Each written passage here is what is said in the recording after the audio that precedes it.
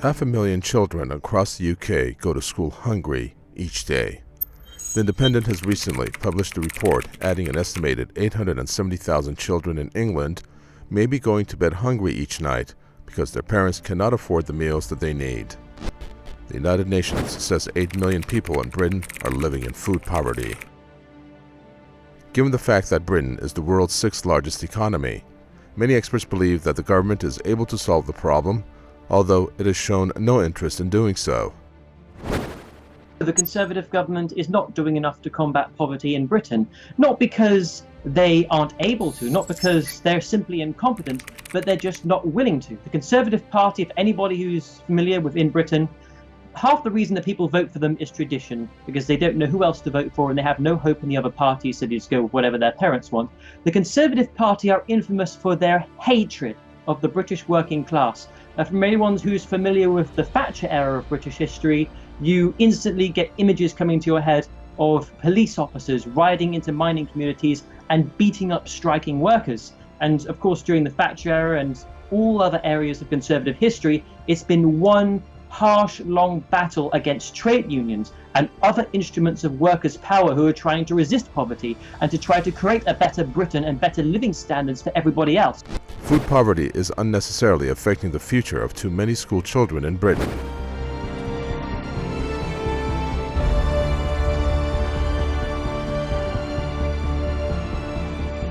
The government's social security reforms, known as Universal Credit or UC, were meant to simplify social security support and reduce child poverty, among other things.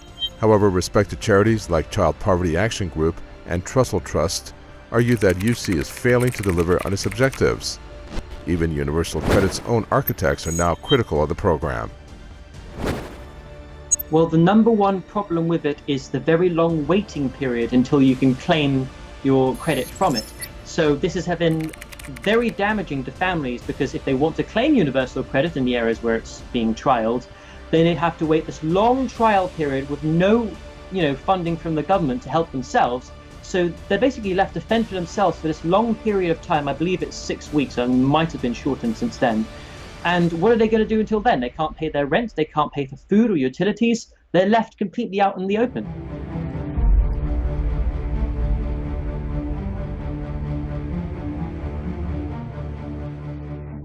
Today, there are about 7.4 million people across the UK living in poverty from working households, over half of all those below the breadline, and more than 2/3 of the 4 million children in poverty are in working families. Against such a backdrop, the big cuts made to its funding in 2015 has made UC's serious flaws even worse.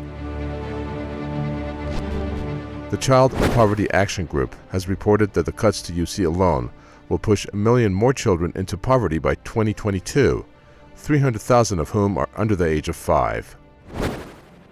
Now, universal credit is one of the very few moments in Conservative history that they have irritated the will of landlord dynasties in Britain.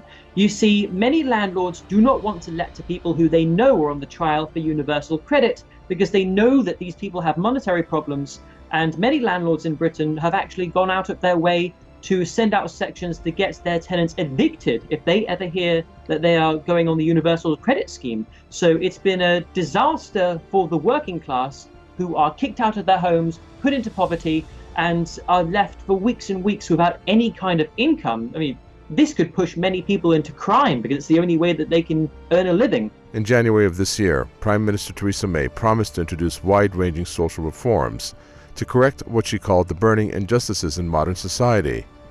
However, with a new budget and failing universal credit, her promise seems to be no more than empty rhetoric.